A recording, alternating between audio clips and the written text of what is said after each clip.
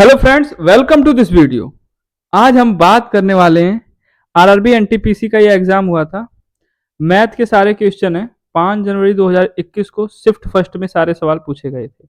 तो पहला सवाल है, हम देख लेते हैं। बहुत ही इजी सवाल है पहला। तो पहला सवाल बोल रहा है कि दो भार 27 किलोग्राम और 108 ग्राम का अनुपात क्या होगा। तो देखो 27 किलोग्राम है ये, ठीक है, और ये 108 ग्राम है। तो इसका अनुपात पूछा है, तो इसको हम एक ही राशि में कर देंगे। देखो ये किलोग्राम है, ये ग्राम है, तो किलोग्राम को अगर हम ग्राम में बदलेंगे तो 1000 से क्या करेंगे, गुणा कर देंगे। ठीक है, फिर इसको डिवाइड कर देते हैं हम। 2 से डिवाइड करेंगे 5 और ये 4, फिर 2 से इसको डिवाइड करेंगे, ये 500 आ जाएगा। फिर ये 3 एकम 3, 2 24, 3 अट्ठे 24 यानी 18 आ जाएगा। और ये 3 से कितनी बार में डिवाइड होगा, 9 बार में। फिर 9 2 18, फिर ये 2 से डिवाइड होगा कितने बार में, 250 बार में, यानी 250/1। ये 1 है ना, 250/1 का अनुपात आएगा आपका। तो ऑप्शन नंबर जो डी है वो सही होगा, 250:1। अगला सवाल देखें। ये सवाल है अगला। एक चलती बस की दिशा में 3 किलोमीटर प्रति घंटा और 5 किलोमीटर प्रति घंटा की चाल से चल रहे दो व्यक्तियों को पार करती है। बस पहले व्यक्ति को 10 सेकंड में, दूसरे वाले व्यक्ति को 11 सेकंड में पार करती है, तो बस की चाल क्या होगी। तो देखो कोई बस है, मान लो ये, ठीक है। अगर कोई व्यक्ति है इसी दिशा में चल रहा है, इसकी स्पीड है 3 किलोमीटर प्रति घंटा, और दूसरा व्यक्ति है वो भी इसी दिशा में जा रहा है, यानी बस की दिशा में, बस भी इसी दिशा में जाएगी आपकी। तो दूसरे वाले व्यक्ति की जो स्पीड है वो है 5 किलोमीटर पर आवर। तो दोनों एक ही दिशा में जा रहे हैं। तो ये जो बस है पहले वाले को, इसको पार कर रही है 10 सेकंड में, और इसको पार कर रही है कितने सेकंड में, 11 सेकंड में। ठीक है, तो यहाँ पे जो दोनों आदमी हैं, इनको पार करने के लिए बस को कितनी दूरी चलनी पड़ेगी। तो बस को अपनी लंबाई के बराबर दूरी कवर करनी पड़ेगी। तो जो बस की लंबाई है इसको हम कुछ मान लेते हैं, चलो एल मान लेते हैं। यानी हमारी जो लंबाई है वो क्या है, कांस्टेंट है, नियत है। ठीक है, तो लंबाई हम एल मान लेते हैं यहाँ पे। तो हमें पता है चाल बराबर क्या होता है, दूरी बटे समय। तो दूरी बराबर क्या होगा, चाल गुणे समय। तो दूरी जो है चाल गुणे समय होगा। तो पहले की ये बस की चाल और इसकी चाल, बस की चाल हम क्या मान लें, यहाँ पे बस की चाल हम चलो एक्स मान लेते हैं। तो पहले व्यक्ति के सापेक्ष बस की चाल क्या होगी, x-3। ठीक है, तो दूरी निकाल रहे हैं, दूरी बराबर चाल गुणे समय। समय कितना लगा, 10 सेकंड का। दूसरे वाले के सापेक्ष क्या होगी, x-5। समय कितना लगा, 11 सेकंड का। ठीक है, ये पहले व्यक्ति के सापेक्ष चली गई दूरी, और ये दूसरे व्यक्ति को पार करने में चली गई दूरी। दूरी तो वही है बस की लंबाई के बराबर, तो इसीलिए दूरी आपस में बराबर होगी। तो ये इक्वेशन भी क्या होगा, बराबर होगा। तो इसको हम डिवाइड कर लेते हैं। यहाँ पे ये कितना होगा, 10x, ये -30, ये 11x-55। तो ये 11x है तो ये x हो जाएगा, ये 55 इधर आएगा तो -30 होगा, तो कितना आएगा, 25। यानी जो बस है उसकी चाल कितनी आएगी, 25 किलोमीटर पर आवर। कितनी आएगी चाल इसकी, 25 किलोमीटर पर आवर।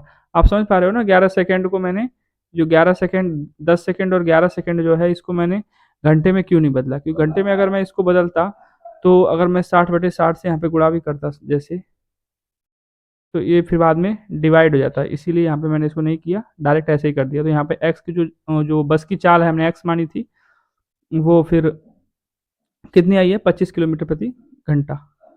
अगला सवाल देख लेते हैं। ये अगला सवाल है। एक मशीन को 48 रुपये में बेचने पे दुकानदार को 20% की हानि होती है। 20% का लाभ प्राप्त करने के लिए दुकानदार इस मशीन को किस मूल्य पर बेचेगा या बेचना चाहिए। यहाँ पे ये बचना नहीं है, बेचना चाहिए। ठीक है, देखो 4800 में बेचता है, दुकानदार को 20% की हानि होती है, यानी किसी वस्तु का दाम तो अपने आप में 100% होगा। 20% की हानि हुई यानी 80% में उसने बेचा। 20% का लाभ प्राप्त करना है। ठीक है, 20% का लाभ प्राप्त करने के लिए किस मशीन को किस भाव में बेचना पड़ेगा।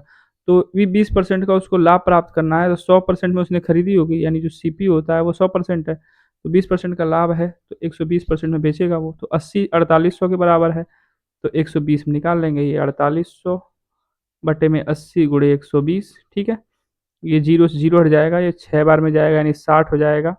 ये 12 6 72 हो जाएगा। ठीक है, 72 पे 2 जीरो यानी 7200 रुपये में बेचेगा। तो ऑप्शन नंबर जो बी है इसका वो सही होगा, यानी 20% का लाभ प्राप्त करने के लिए उसको कितने बेचना पड़ेगा, 7200 रुपये में बेचना होगा। अगला सवाल देखते हैं। ये अगला सवाल है। संख्या 3.03 और 2.05 की योगफल और अंतर को जोड़ने पर प्राप्त मान क्या है? तो 3.03 और 2.05, इसका योगफल क्या होगा? 5 और 3 8, 0, 3 और 2 5, ये योगफल आ गया। अंतर निकालना है 3.03, 2.05, तो अंतर क्या होगा? ये आपका 13 हो जाएगा, 13 में से 5 जाएगा 8 हो जाएगा, ये 9 होगा, और यहाँ पे कितना हो जाएगा? 0, यानी 0.98। तो ये आ गया आपका अंतर। तो इन दोनों को जोड़ना है। अब 98 को इसमें जोड़ दोगे आप तो कितना होगा? 16, और ये 0, और ये कितना होगा? 6.06। तो 6.006 दे रखा है ऑप्शन नंबर सी। तो ये ऑप्शन नंबर सी इसका सही होगा, 6.06। अगला सवाल देख लेते हैं। ये अगला सवाल है, x बराबर 2 दे रखा है, y बराबर 5, तो 5xy माइनस वाई स्क्वायर का मूल्यांकन करना है आपको। ठीक है, तो x और y की वैल्यू पुटअप करनी है। तो 5xy, 5 इंटू एक्स की वैल्यू कितनी है? 2 है, y 5 है, माइनस वाई स्क्वायर 5 का स्क्वायर कितना होगा? 25। ठीक है, तो 5 दूना 10 पचे 50 में से, और 25 जाएगा तो कितना बचेगा? 25। तो ऑप्शन नंबर जो इसका ए है ये सही होगा, यानी 25। अगला सवाल देखते हैं। सवाल है 6 नंबर सवाल है, साइन 45 प्लस ए माइनस कॉस 45 माइनस है, इसकी वैल्यू क्या होगी? देखो, जो साइन 45 प्लस ए है इसको तो एज इट इज रहने देते हैं हम। यहाँ पे माइनस, देखो कॉस 90 माइनस थीटा जो है ना, जो कॉस थीटा है उसको हम लिख सकते हैं क्या? उसको हम लिख सकते हैं साइन 90 माइनस थीटा। देखो जैसे यहाँ पे एक फॉर्मूला होता है ना, साइन 90 माइनस अगर थीटा है कहीं पे, तो उसको हम क्या लिख सकते हैं? Cos theta. ठीक है, तो यहाँ पे मान लेते हैं जो कॉस है, कॉस, और ये 45 माइनस ये क्या है? थीटा है, तो इसको हम लिख सकते हैं 90 माइनस थीटा। तो साइन 90 माइनस थीटा, थीटा कितना है हमारा? 45 माइनस ए, 45 माइनस ए। ठीक है, तो साइन 90 माइनस थीटा के फॉर्म में हमने लिख दिया। ये कॉस थी, कॉस 45 माइनस ए की ही वैल्यू है। तो यहाँ पे हम इसको क्या करेंगे? साइन 45 प्लस ए, ये तो रहेगा ही, माइनस, देखो 90 में से 45 जाएगा तो कितना बचेगा? बार साइन है, 90 में से 45 जाएगा, कितना हो जाएगा? 45, और ये माइनस है, ये माइनस है, तो कितना हो जाएगा? प्लस ए, यानी साइन 45 प्लस ए। देखो इससे ये क्या होगा? डिवाइड हो जाएगा, मतलब माइनस हो जाएगा, तो कितनी आएगी वैल्यू? 0, यानी जो ऑप्शन नंबर ए है इसका ये सही होगा, 0। अगला सवाल देखते हैं। ये सवाल है, अनिल और बलवीर एक कार्य को 3 दिनों में समाप्त कर सकते हैं। उन्होंने एक कार्य करना शुरू किया, लेकिन 2 दिन बाद अनिल को चोट लग गई। कार्य को समाप्त करने में बलबीर बलबीर को 2 दिन और लगे। अकेले बलबीर इस कार्य को कितने दिनों में पूरा कर सकता था? देखो यहाँ पे सवाल है, अनिल है, अनिल और बलबीर, ठीक है, बलबीर एक कार्य को 3 दिनों में समाप्त करते हैं। कितने दिनों में समाप्त कर सकते थे? ये तो अगर दोनों काम करें तो 3 दिन में काम समाप्त कर सकते हैं। उन्होंने एक साथ मिलकर काम करना शुरू किया, 2 दिन बाद अनिल को चोट लग गई। देखो, अनिल और बलबीर ने 2 दिन काम किया। कितने दिन काम किया? 2 दिन। ठीक है, फिर क्या हुआ? अनिल को चोट लग गई। अनिल को क्या हुआ? चोट लगी, यानी अनिल चला गया। तो 3 दिन में उन्होंने, मान लो, चलो मान लेते हैं 3 दिन में कितना काम करते थे वो? 3 दिन में 3 यूनिट काम करते थे, या 3 गड्ढे खोदते थे। तो 2 दिन काम किया तो उन्होंने 2 यूनिट काम किया होगा। कितना यूनिट काम किया होगा? 2 यूनिट, यानी 2 गड्ढे खोदे होंगे। तो अभी शेष कितना बचा है काम? तो शेष काम बचा है अभी 1 यूनिट। कितना बचा है आपका? 1 यूनिट। लेकिन अनिल को क्या हुआ? चोट लग गई। अब कार्य को समाप्त करने में बलबीर को 2 दिन और लगे। अब बलबीर अकेले कर रहा है तो उसको कितना टाइम लगा?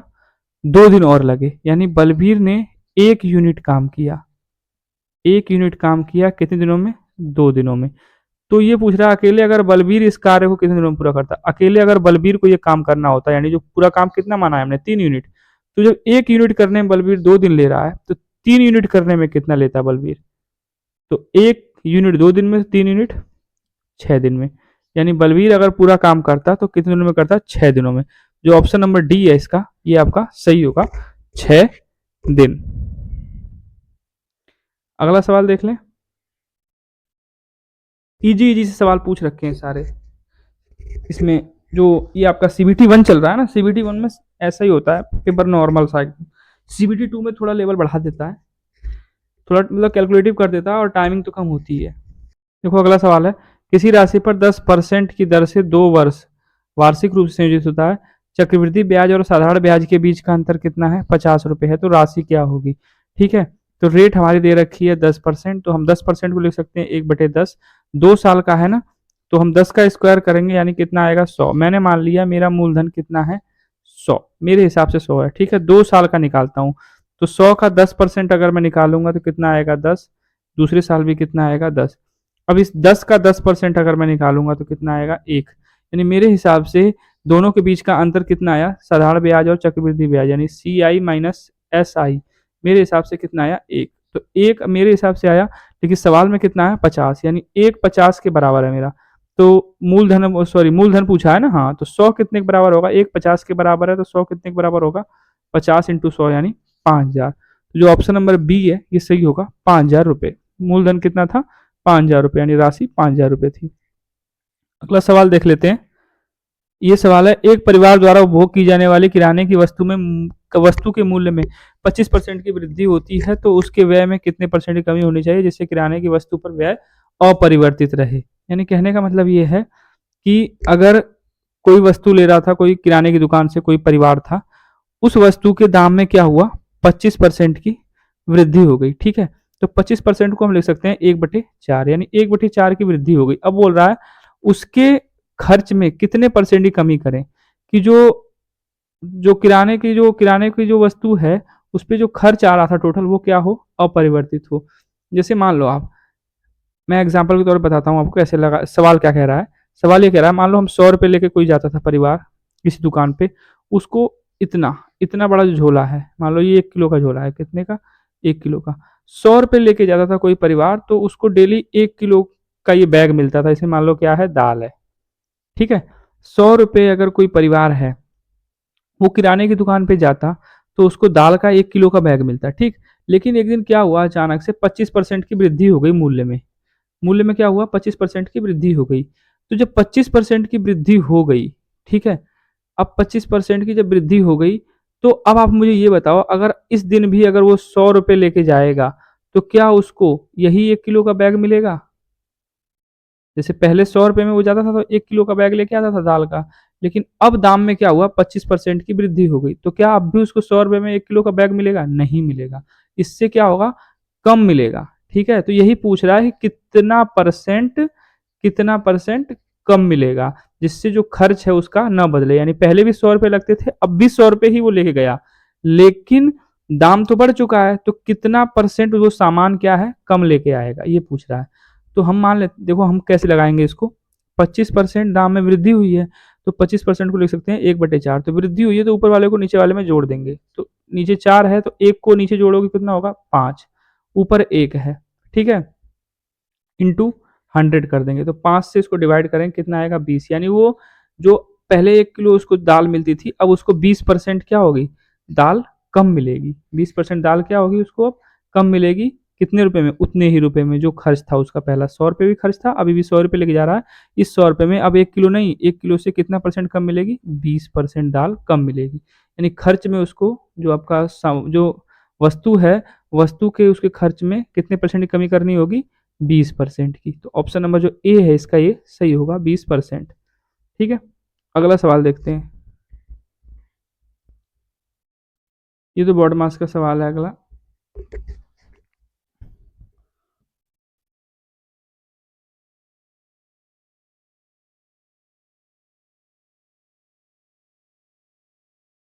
ये बोल रहा है, चलो इसको ऐसे ही हल सॉल्व कर लेते हैं हम। तो सबसे पहले भाग वाले को सॉल्व करेंगे, तो ये कितना आएगा, ये क्या जाएगा 11। ठीक है, 11 प्लस 9 इंटू, सॉरी 9 दूना इसको 18 कर देते हैं यहीं पे। ठीक है, 11 प्लस 18 हो जाएगा ये -7, तो 18 एक 19 10 29, 29 में 7 जाएगा कितना आएगा 22, यानी ये पूरा ब्रैकेट कितना आ जाएगा हमारा, पूरी ब्रैकेट की जगह आ जाएगा 22। ठीक है, और ये वाला ब्रैकेट कितना आ जाएगा, 89 है तो 90 हो जाएगा, ये 96 आ जाएगा, ये 96 आ गया। ठीक, और यहाँ पे इसको हम डिवाइड करेंगे 2 से, 2 चौक 8, 2 सत्ते 14, ये कितना जाएगा -47। 96 माइनस 47। चलो यहाँ पे लिख लेते हैं हम 7 plus 5 minus 2 into 96 minus 47 plus ये वाला 22 हो गया, फिर ये 11 से डिवाइड होगा, तो 11 से डिवाइड करोगे 2 बार में, तो इसको हम डायरेक्ट यहाँ पे 2 कर देते हैं। ठीक है, अब इसमें गुणा वाला कौन सा है, गुणा ये दोनों है, तो ये कितना होगा, 2 छके 12, 2 नौ 18 और 1 19, ये माइनस 5 प्लस 7 माइनस 47 प्लस 2, देखो प्लस वाला ये भी प्लस है ये भी प्लस है, तो 7 5 12 और 12 और 2 14, यानी माइनस 192 माइनस 47 माइनस 14। इसको जोड़ेंगे कितना होगा ये,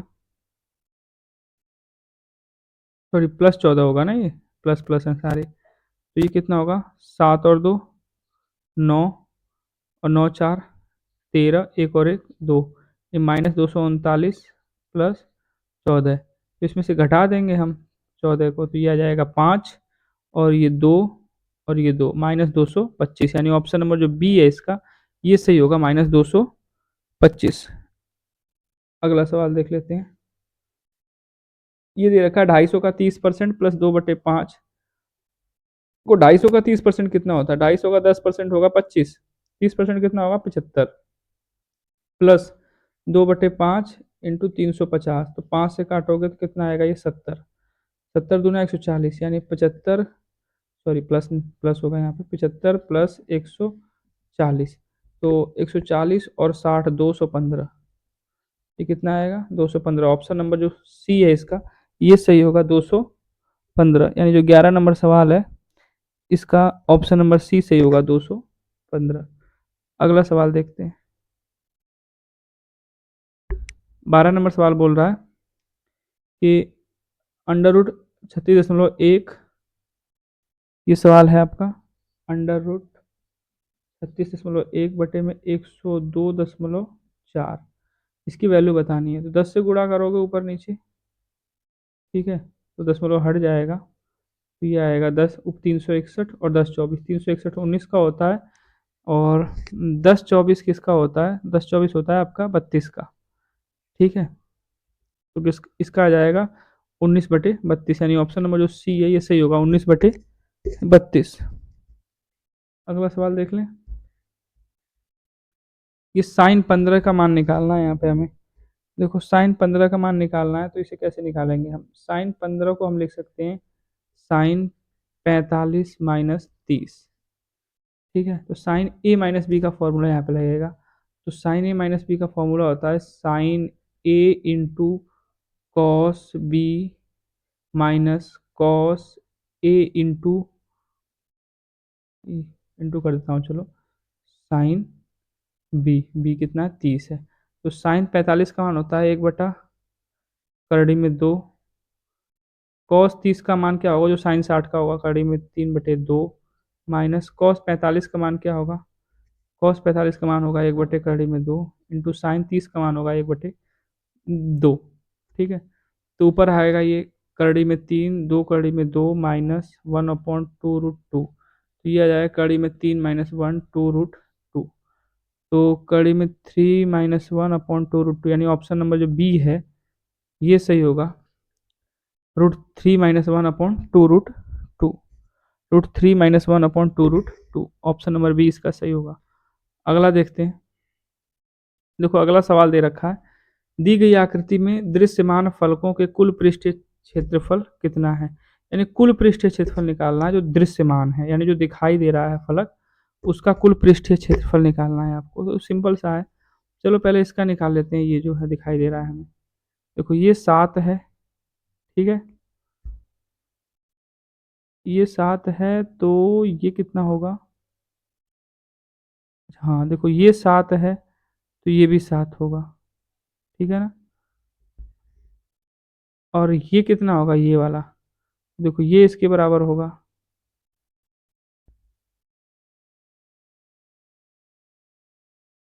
और ये दे रखा है कितना 5, कितना दे रखा है 5, यानी ये 5 है और ये 7 है, यानी ये होगा आपका 35, ये हो गया 35। ठीक, अब ये आपका 7 है और ये 15 है, 15 सत्ते 105, तो ये हो गया आपका और ये वाला कितना है आपका 5 है, ठीक है ना, वो 5 है ना वहाँ पे। और ये वाली हाइट कितनी होगी, तो ये टोटल तो 15 है, देखो यहाँ पे यहाँ टोटल 15 है और ये 8 है, तो 15 में से 8 गया तो ये 7 बचेगा, ये 7 बचे 35, यानी ये वाला 35 हो जाएगा आपका। तो ये वाला 35 हो जाएगा, ये कितना होगा, ये देखो टोटल 20 है और ये आपका 7 है, तो यानी ये वाला 13 होगा, 13 और ये 8, तो 104, 13 अट्ठे 104। और ये वाला कितना होगा, ये 13 है और ये 5, 13 बचे 65, ये भी निकल गया, ये 8 बचे 40। इन सारों को ऐड कर लो, वही आपका जो कुल पृष्ठीय क्षेत्रफल है वो निकल जाएगा। तो कितना होगा 105 और ये 35, 140 और 30 175 और 5 80, 80 20 यानी 240 ही हो जाएगा। 240 280 280 और ये 380 384 आएगा, यानी जो ऑप्शन नंबर ए है ये आपका सही होगा, 384 वर्ग सेंटीमीटर। 384 वर्ग सेंटीमीटर इसका सही होगा। अगला सवाल देखते हैं। यह है एक हवाई जहाज 500 यात्रियों को ले जा रहा है जिनमें 45% पुरुष हैं 20% बच्चे हैं। न्यूनतम पदों में पुरुष, महिलाओं और बच्चों की संख्या का अनुपात। देखो क्या बोल रहा है ये, 500 यात्री हैं टोटल, ठीक है, 45% पुरुष हैं, तो 45% पुरुष है यानी 45 बचे 5 बचे 25, 5 चौको 20 तो 22, यानी 225 क्या है, पुरुष हैं, ठीक है। 20% बच्चे हैं, तो 20% कितना होता है 100, 100 होगा, ये 100 क्या है, बच्चे हैं। तो 225 और 100 कितना होगा 325, 75 400 500 यानी 175 क्या है, महिलाएं, 175 महिलाएं हैं। तो अनुपात पूछा है, तो अनुपात को हम कैसे, हाँ चलो 25 डिवाइड करते हैं, और 25 चौक 100, 25 अट्ठे 200, 25 9 बार में जाएगा, ये 25 से 4 बार में जाएगा, ये 25 चौक 100 यानी 25 या 75 यानी 7 बार में, ये 9 4 7। तो न्यूनतम पदों में पुरुष, महिला और बच्चों, तो पुरुष, महिला और बच्चों का पूछा है ना, तो पुरुष हो गए 9, महिला का 7 आया, बच्चों का 4 है, 9 7 4, 9 7 4, ऑप्शन नंबर जो डी है ये सही होगा, 9 7 4। अगला सवाल देखते हैं। ये सवाल बोल रहा है अनिल अकेले एक कार्य को 6 दिन में पूरा कर सकता है, भूषण अकेले इसे 8 दिन में पूरा कर सकता है। अनिल और भूषण ने चमन की सहायता से 3200 रुपये में कार्य किया, उन्होंने कार्य को 3 दिन में पूरा किया, इस कमाई में चमन का हिस्सा बताओ। देखो अनिल अकेला करता तो 6 दिन में करता, भूषण अकेला करता तो 8 दिन में पूरा करता, ठीक है। तो अनिल और भूषण ने चमन की सहायता से काम किया, यानी अनिल, भूषण और चमन तीनों ने काम किया, पैसे कितने मिले 3200 रुपये, ठीक है। उन्होंने इस कार्य को कितने दिनों में पूरा किया, 3 दिन में पूरा किया, उन्होंने कार्य 3 दिन में पूरा कर दिया, ठीक है। तो 3 दिन में उन्होंने काम को क्या किया, पूरा कर दिया। तो इस कमाई में चमन का हिस्सा बताओ। ए करता है 6 दिन में, बी करता है 8 दिन में, सी को मैं मान लेता हूँ कितने दिन में करता है, एक्स दिन में करता है, ठीक है। अगर मैं मान लो एलसीएम लेता हूँ, 8 6 का एलसीएम कितना होगा, 24 मान लो एलसीएम होगा, तो ये कितना होगा 6 चौक 24 और ये 8 दिया 24, ठीक है। तो 24 यूनिट काम है टोटल, और 3 दिन साथ में कर रहे हैं, तो 4 3 7, 7 या 21 होता नहीं है, 8 या 24 होता है। देखो 4 और 3 7 होगा, एक दिन का काम है, 4 3 7, अगर ये एक दिन में 1 यूनिट काम करेगा तभी तो 4 3 7 और एक 8, एक दिन में 8 यूनिट होगा, 3 दिन में पूरा कितना हो जाएगा 24 यूनिट, यानी ये एक बार होगा, यानी एक्स की वैल्यू कितनी आएगी 24, तभी तो एक बार होगा। तो इसके कहने का मतलब है एक दिन में ये 4 यूनिट काम करेगा, ये 3 यूनिट काम करेगा, ये 1 यूनिट काम करेगा, तो अनुपात इनका 4 3 और 1 का होगा। भाई काम तो इसी हिसाब से कर रहे हैं, तो 3200 रुपये में मिले, तो चमन का हिस्सा पूछा है ना इसमें, तो 4 3 7 और एक 8, 8 3200 के बराबर है, 8 कितने के बराबर है 3200, तो एक बराबर होगा 8 चौक 32 यानी 400 के बराबर। तो चमन का हिस्सा कितना होगा 1 यानी 400 रुपये होगा। मनु कितना मिला होगा? 400 रुपये, यानी ऑप्शन नंबर जो बी है इसका ये सही होगा, 400 रुपये। अगला सवाल देख लेते हैं। अगला बोल रहा है शकील को एक मशीन के पुर्जे को 540 रुपये में बेचने पे 10% की हानि होती है। 10% का लाभ प्राप्त करने के लिए शकील को उसी हिस्से को किस मूल्य पर बेचना होगा? सिंपल सा सवाल है। 10% की हानि होती है, हमें पता है। सीपी हम कितना मानते हैं? 100%। सीपी हम 100% मानते हैं। 10% की हानि होती है, यानी 90% में बेचता है तो पैसे मिलते हैं 540। 10% का लाभ चाहिए, यानी 110% चाहिए, तो 540/90 इंटू 110, जीरो से हट जाएगा। 9 छके 54, 60, 11 छके 66, 660 रुपये में बेचेगा, यानी ऑप्शन नंबर जो सी है ये सही होगा, 660 रुपये। नेक्स्ट सवाल है 18, निम्नलिखित में से कौन एक परिमेय संख्या नहीं है? देखो परिमेय संख्या क्या होती है, जिसे हम p बटे क्यू के रूप में, यानी जिसको हम बटे के रूप में लिख सकते हैं, और जो नीचे वाला q है ना, is not equal to zero, ये नीचे वाला हर जीरो नहीं होना चाहिए। तो देखो पहली जो संख्या है 3 स्क्वायर 4 स्क्वायर, तो 3 का स्क्वायर 9, 4 चौक 16, 16 9 कितना होता है? 25। तो 25 का क्या होता है? 5। इसको हम p बटे क्यू के रूप में लिख सकते हैं। इनमें से पूछा है कौन सी परिमेय संख्या नहीं है, तो यानी ये तो परिमेय संख्या होगी। 1296 है, 1296 भी वर्गमूल होता है, ठीक है, तो ये भी परिमेय संख्या होगी। 125 क्या है? घन घन है, लेकिन यहाँ पे ये वर्गमूल में अंडर रूट में दे रखा है, यानी यही 125 है जो परिमेय संख्या नहीं है। तो जो सी है अंडर रूट 125, तो जो ऑप्शन नंबर बी में दे रखा अंडर रूट 125 यही परिमेय संख्या नहीं है, ठीक है। 900 भी होगा 30 का, तो ये भी 30/1 हो जाएगा। अगला सवाल देख लेते हैं।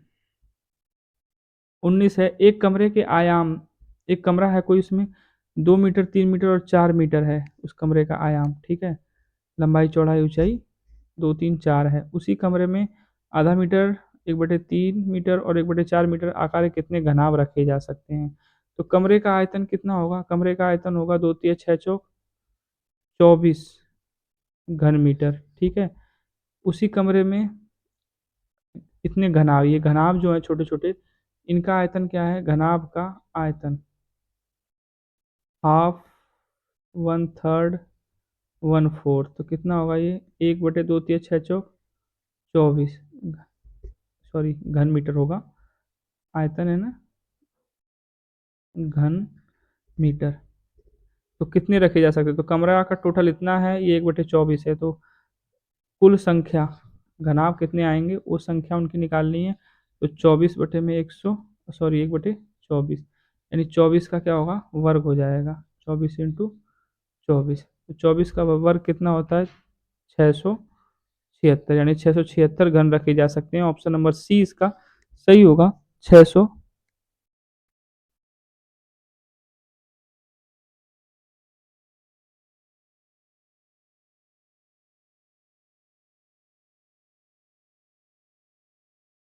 24 × 24, इसका वर्ग क्या होगा? 576, यानी 576 कुल, ऑप्शन नंबर जो ए में दे रखा है 576, 576 घनाभ उस कमरे में रखे जा सकते हैं। अगला देख लेते हैं। अगला है मनोविज्ञान में उत्तीर्ण होने के लिए एक छात्रा को 20% अंक चाहिए थे, ठीक है, मनोविज्ञान का सब्जेक्ट है, उसमें 20% अंक चाहिए पास होने के लिए एक छात्रा को, और उसने 10% अंक प्राप्त किए, 20 अंकों से फेल हो गई, ठीक है। तो उत्तीर्ण अंक क्या है? देखो 20% चाहिए थे और 10% मिले और 20 नंबर से फेल हो गई, तो यानी 10% 20 के बराबर होगा, ये 10% कितने के बराबर? 20 के बराबर होगा। तो उत्तीर्ण अंक कितना होगा? तो उत्तीर्ण अंक 20% चाहिए था, 10% 20 के बराबर, तो 20% 40 के बराबर है, यानी 40 नंबर चाहिए थे। ऑप्शन नंबर सी है ये सही होगा, 40।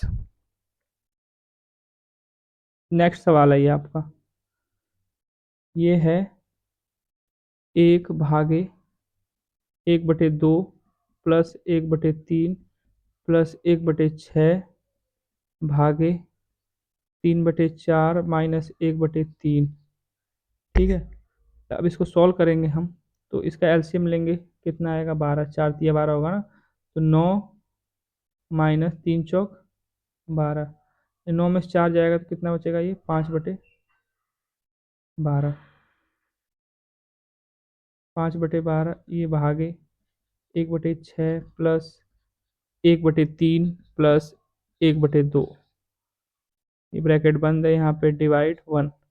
तो यहाँ पे ये भाग है तो गुणा कर देंगे इसको हम। अगर हम इसको गुणा करेंगे तो ये 12/5 उल्टा हो जाएगा यहाँ पे, 12/5। तो 6 से हम इसको डिवाइड करेंगे, 6 दूना 12, तो ऊपर हो जाएगा 2/5, यानी 1/2, 1/3 और 2/5, यानी इस पूरे को हम काटेंगे तो कितना आएगा 2/5। तो एलसीएम लेंगे 2, 3, 5 का, तो कितना आएगा, चलो 30 आएगा। 2 से 15 बार में, 3 से 10 बार में, 5 6 30, 6 दूना 12, ये ब्रैकेट है भागे 1। ऊपर कितना होगा, 15 10 25, 26 27 और 10 37, यानी 1 गुणा करेंगे तो 30/37, यानी 30/37, यानी जो ऑप्शन नंबर डी है इसका ये सही होगा, 30/37। ऑप्शन नंबर डी सही होगा, 30/37। अगला सवाल देखते हैं। अगला सवाल है ये 22 नंबर। यदि एक परिमेय संख्या का हर 2 के पावर n 5 के पावर m के रूप में है, जहां n और m ऋणात्तर पूर्णांक है, ऋणात्तर पूर्णांक मतलब ऐसी पूर्णांक संख्या है जो माइनस वाली नहीं है, यानी जीरो से शुरू होती है, तो संख्या का दशमलव प्रसार क्या होगा। तो देखिए संख्या का जो दशमलव प्रसार है ना, यहाँ पे दे रखा है अशांत लेकिन आवर्ती, निर्धारित नहीं किया जा सकता, शांत, अशांत, आवर्ती। तो ये समझिए अशांत और शांत क्या होता है, आपको नहीं पता है तो बता देता हूँ। देखो जैसे अगर मान लो कोई परिमेय संख्या है आपकी 10/5, ठीक है, डिवाइड करोगे कितना आएगा, 2 आएगा। तो जो ये परिमेय संख्या है ना, इसका दशमलव प्रसार कितना आया, यानी आप ये कह सकते हो 2.0 या 2 को 2 करके आया, तो पूरी तरह से डिवाइड हो गई तो ये 2 आया, तो ये शांत है। क्या है, शांत है। ठीक है। अगर मान लो ऐसे आता, जैसे मैं बताऊं आपको क्या, हाँ 10/3 करके मान लो, तो 3 से डिवाइड करोगे कितना आएगा, 3 3 9, एक आएगा, फिर 10 होगा, फिर 3 3 9, फिर 3 3 3 3 3, मतलब 3.33 करके, या फिर 3 दशमलव आप 3 पे बार लगाते हो ना ऐसे करके। तो ये क्या है, पहली बार तो ये शांत नहीं हो रहा, अशांत है, कितने 3 आएंगे पता नहीं, तो ये अशांत है। ठीक है। और बार बार 3 ही आ रहा है, रिपीट हो रहा है, तो अशांत और आवर्ती बोलते हैं इसे। क्या बोलते हैं, अशांत और आवर्ती। ठीक है। और ये वाला क्या है, शांत है। ठीक। तो अशांत आवर्ती समझ में आया क्या होता है। अशांत का मतलब पूरी तरह से डिवाइड नहीं होगा, दशमलव में मान आएगा, लेकिन दशमलव के बाद जो मान आएगा ना वो सारा सेम आएगा। मान लो यहाँ पे 3 3 3 3 आया है, अगर मान लो ऐसे आता 3 1 3 1 3 1 3 1 आता, तब भी क्या होता, अशांत और आवर्ती। तो अशांत और आवर्ती भी समझ में आ गया आपको। और एक होता है अशांत अनावर्ती। अशांत अनावर्ती का मतलब क्या होता है, जैसे मान लो 7/2 है, तो आपको हम देखें 2 तिया 6, एक आएगा, फिर 10 हो जाएगा, 2 पचे 10। तो ये क्या होता है, ये आपका ये भी शांत में आ जाएगा। ठीक है। मतलब कहने का मतलब अशांत आवर्ती जो है, सॉरी अशांत आवर्ती तो हो गया, अशांत जो अनावर्ती है ना उसका दशमलव प्रसार कुछ ऐसे आएगा, मान लो जैसे 4.12, जैसे हाँ पाई की वैल्यू देख लो, जो 22/7 है, तो 7 तिया 21, फिर 10 आएगा, फिर कितना हो जाएगा, 3 बार में जाए 3.10 होता है ना, 7 एकम 7, फिर 3 बचेगा, तो 7 चौको 28, 2 बचेगा, फिर 20 हो जाएगा, 7 दूना 14, मतलब 3.142 ऐसे करके डॉट डॉट करके, मतलब पता नहीं अभी क्या आएगा आगे, 4 आएगा 5 आएगा। तो अशांत भी है और आवर्त भी नहीं हो रहा, रिपीट भी नहीं हो रहा, यानी अनावर्ती है, तो अशांत अनावर्ती होता है वो। तो यहाँ पे ये पूछ रहा है कि अगर कोई संख्या है उसका जो हर है, यानी कोई संख्या है p/q के रूप में, उसका जो ये हर है ना, हर डिनोमिनेटर जो है, क्या बोलते हैं इसको, डिनोमिनेटर बोलते हैं, जो भी बोलते हैं, हर है जो इसका, तो हर 2 के पावर n इंटू 5 के पावर m के रूप में है, जहां n और m क्या है, ऋणात्तर पूर्णांक है, यानी ऐसी पूर्णांक संख्या है जो माइनस में नहीं है। तो संख्या का दशमलव प्रसार क्या होगा, देखो 2 के पावर m और 5 के पावर m है, यानी जो संख्या है आपकी 2 इंटू 5 के पावर में है, 2 इंटू 5 का क्या होता है, 10 होता है, यानी जो भी आएगा 10 के घात के रूप में आएगा। तो नीचे जब 10 है तो यह जायज सी बात है, वो डिवाइड ही होना है पूरा, तो वो क्या आएगा, शांत आएगा। तो इसका दशमलव प्रसार क्या होगा, शांत होगा, यानी वो संख्या पूरी तरह से डिवाइड हो जाएगी, तो क्या होगा, वो शांत होगा। तो ऑप्शन नंबर सी इसका सही होगा। उम्मीद करता हूँ ये समझ में आया होगा, शांत अशांत, अशांत आवर्ती, अशांत और अनावर्तीय क्या चीज़ें होती हैं। अगला सवाल देखते हैं। अगला सवाल है संख्या 21,600, यहाँ पे के होगा, के कितने गुणनखंड पूर्ण वर्ग हैं। तो यहाँ पे हम देख पा रहे हैं ये 21,600 है, 6 1 7 2 9, यानी ये 9 से डिवाइड होगा। 9 से डिवाइड होगा तो कितना होगा, 9 दूना 18, 3 36, 9 चौक 36, यानी 24, यानी 9 से डिवाइड किया है हमने तो कितना होगा, 9 इंटू 24, इन 216 को हम लिख सकते हैं 9 इंटू 24, और 100 को लिख सकते हैं 100, इंटू इंटू 100 है, ठीक है। तो 9 को हम लिख सकते हैं 3 का स्क्वायर इंटू 24 को क्या लिख सकते हैं हम, तो 24 को लिख सकते हैं 8 या 24 होता है, 2 का क्यूब इंटू 3 लिख सकते हैं ना। और 10 को हम लिख सकते हैं, 10 को सॉरी 100 को लिख सकते हैं हम 10 स्क्वायर, 10 स्क्वायर लिख सकते हैं इसको, ठीक है। तो यहाँ पे हम देख रहे हैं प्राइम फैक्टर है 3 2 3, अब ये 10 है, 10 को हम क्या कर सकते हैं 5 इंटू 2 कर सकते हैं ना, 5 दूना 10 होगा। तो यानी हम इसको लिख सकते हैं 5 स्क्वायर का 5 स्क्वायर इंटू 2 स्क्वायर, 25, 25 चौक 100, यानी हमारे जो प्राइम फैक्टर निकल के आ गए आपके 3 के पावर कितना होगा, ये 2 और ये 1, यानी 3 के पावर 3 इंटू 2 के पावर कितना है, 2 के पावर 3, 2 के पावर 2, तो 3 और 2 कितना होगा 5 इंटू 2 हो गया, 3 हो गया, 5 के पावर कितना है, तो 5 की पावर है आपका 2, ठीक है। तो 5 की पावर आपका 2 है, तो हमें यहाँ पे क्या निकालना है, पूर्ण वर्ग जो है उनके कितने गुणनखंड होंगे, तो उसको निकालने के लिए हमें क्या करना होगा, उसको निकालने की जो पावर है, पावर बाई 2 प्लस 1 करना होगा। तो यहाँ पे यहीं पे देख लो आप, ये 5 पावर है ना, ये 5 पावर है, तो 5 की पावर 2 प्लस 1 करना होगा, तो 2 से डिवाइड करेंगे 2.5 आएगा, लेकिन हमें क्या लेना है, ये दशमलव नहीं लेना, पूर्णांक लेना है, तो 2 ले लेंगे, यानी 2 प्लस 1, यानी इसका इसके हिसाब से कितना जाएगा 3, और ये 3/2 करोगे तो यानी 1 होगा, प्लस 1 करोगे 2 होगा, 2 इसमें हो गया, 2/2 प्लस 1 करोगे तो यानी ये 1 और 1 2, तो टोटल कितने आए, 3 2 सॉरी 3 इंटू 2 इंटू 2, यानी 3 दूना 6 दूना 12, यानी ये कह सकते हैं कि 12 टोटल 21,600 के कितने गुणनखंड पूर्ण वर्ग होंगे, 12। तो ऑप्शन नंबर जो बी है इसका ये सही होगा। अगला सवाल देख लेते हैं।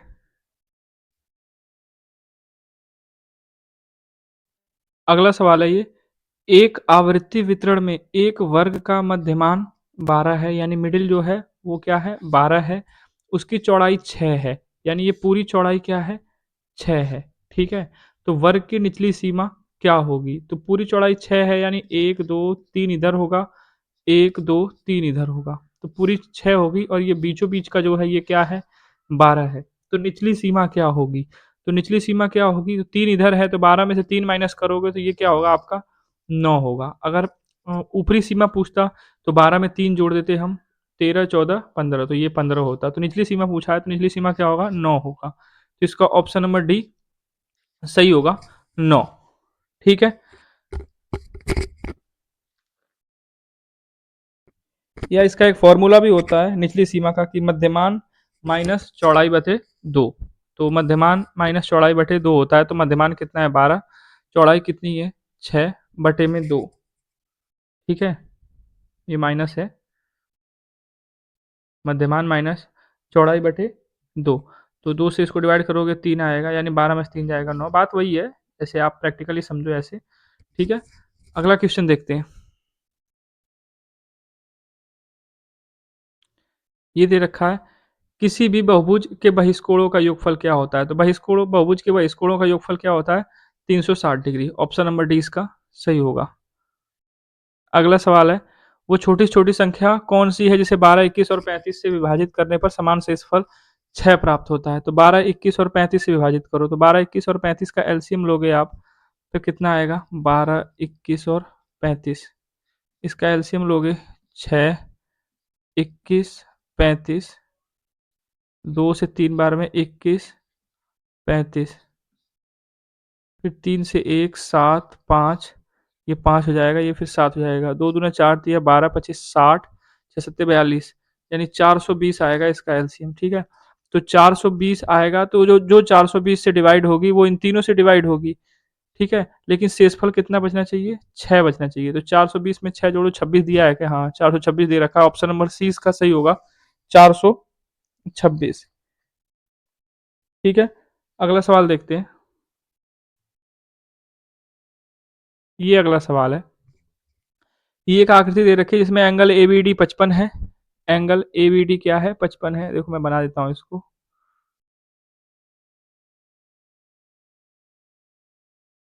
ये ए है, ये बी है, ये सी है और ये क्या है आपका डी है।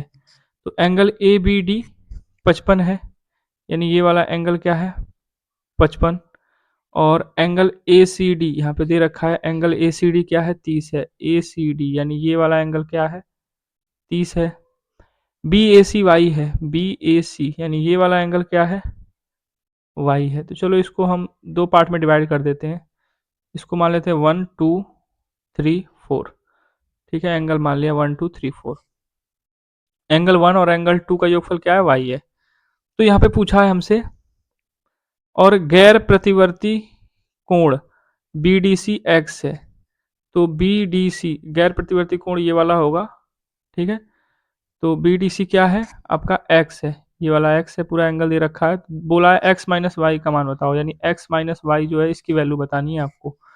तो हमें पता है, देखो एंगल जो 55 है ये वाला, और एंगल 1, ठीक है, ये किसके बराबर होगा एंगल 3 के बराबर होगा, जो बाहर वाला कोण है।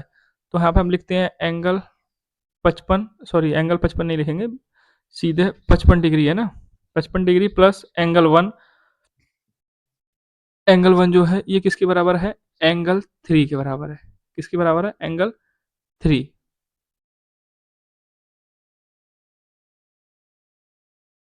एक इक्वेशन आपका ये हो जाएगा। और यहाँ पे देखो एंगल 30 और एंगल 2, यानी 30 डिग्री और एंगल 2, ये किसके बराबर होगा एंगल 4 के बराबर होगा। किसके बराबर होगा एंगल 4 के बराबर होगा। और हमें पता है एंगल 3 और एंगल 4 क्या है एक्स है। यहाँ पे दे रखा है ना उसने, बी डी एक्स क्या है एक्स है। और हमने बी डी एक्स को दो पार्ट में डिवाइड किया है, एंगल 3 और एंगल 4। तो समीकरण 1 और 2 को अगर हम जोड़ दें, तो अगर इन दोनों को जोड़ें तो एंगल 3 प्लस 4 करें, यानी यहाँ पे मैं लिख देता हूँ angle 3 plus angle 4 equal to 55 और 30 कितना होगा 80, प्लस एंगल 1 प्लस एंगल 2। तो एंगल 3 प्लस 4 कितना है एक्स है। एंगल 1 प्लस 2 कितना है, देखो 1, ये 1 था ये 2 है। तो एंगल 1 प्लस 2 कितना है वाई है। तो एंगल 1 प्लस 2 को हम लिख सकते हैं वाई, यानी X equal to 80 plus Y. तो यहाँ से वाई उधर चला जाएगा, तो एक्स माइनस वाई बराबर कितना आएगा 80 आएगा। तो सॉरी यहाँ पे 80 नहीं है, ये 55 है ना। यहाँ पे देखो 80 दिया नहीं है, 85 दे रखा है। देखो यहाँ पे ये 55 है ना, 55 और 30 कितना होता है 85 होता है। मैंने गलती से 80 कर दिया, 85 होगा। तो यहाँ पे क्या होगा ये 85 होगा। तो x माइनस वाई जो है इसका डिफरेंस कितना आएगा 85, यानी 85 डिग्री। तो ऑप्शन नंबर जो ए दे रखा है ये सही होगा 85। ठीक है, अगला सवाल देखते हैं। ये है अगला सवाल 28 नंबर सवाल है 28वां। यदि X square minus 4x plus 1 equal to 0 है, तो X square plus 1 upon X square की वैल्यू फाइंड करनी है आपको। ठीक है, तो करना कुछ नहीं है इसमें, मैं पता ही है X square minus 4x plus 1 equal to 0 है। दोनों साइड में एक्स से गुणा एक्स से भाग दे देंगे हम। तो जब एक्स से भाग देंगे तो ये कितना हो जाएगा, तो एक्स से भाग देंगे बारी बारी से, तो ये हो जाएगा X minus 4 plus 1 upon X equal to इधर 0 हो जाएगा। तो ये हो जाएगा एक्स प्लस 1 अपॉन एक्स बराबर 4 हो जाएगा, क्योंकि ये निकालने के लिए ये फाइंड करना है ना हमको x square plus 1 upon X square. तो इसके लिए एक्स प्लस 1 अपॉन एक्स तो निकालना ही पड़ेगा हमें। तो हमने एक्स प्लस 1 अपॉन एक्स की वैल्यू कितनी निकाल ली 4 निकाल ली। ठीक है, तो 4 निकाल ली एक्स प्लस 1 अपॉन एक्स की वैल्यू का, ये हो जाएगा इसका स्क्वायर माइनस 2ab होता है, तो 2ab x into 1 upon x, तो ये हट जाएगा यानी -2। तो ये 4 है, यहाँ पे निकाला है ना हमने अभी 4। तो 4 का स्क्वायर कितना होता है 16 माइनस ये 2 है, तो कितना आएगा 14। तो इसकी जो वैल्यू है वो 14 आएगी, यानी ऑप्शन नंबर बी जो है इसका ये सही होगा 14। ठीक है, तो ये थे हमारे आरआरबी एनटीपीसी में पूछे गए जो सवाल है 5 जनवरी 2021 को। शिफ्ट फर्स्ट में सारे सवाल ये पूछे गए हैं। उम्मीद करता हूँ वीडियो आपको अच्छी लगी होगी, और अगर आप किसी और वनडे एग्जाम्स के मैथ और जीके के प्रीवियस ईयर के क्वेश्चंस के एनालिसिस चाहते हैं तो कमेंट सेक्शन में बता सकते हैं। तब तक के लिए best of luck. Thanks for watching this video.